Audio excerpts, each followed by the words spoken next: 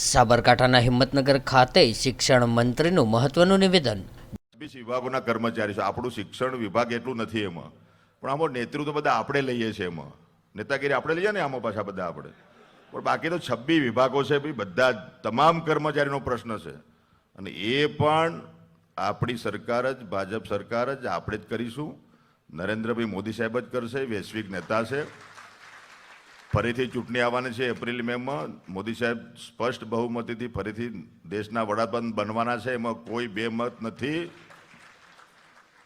એટલે પેલું રામ મંદિરનું નિર્માણ થઈ ગયું ને, હવે 22 તારીખે એનું ઓપનિંગ, ઉદ્ઘાટન. એટલે પહેલાં આપણે કહેતા ને કે મંદિર વહી બનાએંગે લેકિન તારીખ નહીં બતાએંગે, એવું હતું ને. એટલે તારીખ બતાવ્યા વગર કામ કરીશું, ચિંતા કરતા નહીં એ બાબતમાં, એમ કહું છું તમને. 22 તારીખ છે ને, પેલી આ જીપીએફ સીપીએફની વાત કરું છું. કરું અમે, પણ તમે ટાઈમ પેલું ચૂંટણી પહેલાં ને એના પછી એવું ના કરતા. કરવાનું આપણે જ છે. એટલે તારીખને અમે તારીખ જાહેર નહીં કરતા, કરીશું આપણે એમ. એટલે વિશેષમાં મિત્રો એની ચિંતા ના કરતા, એ કામ પણ આપણે કરીશું.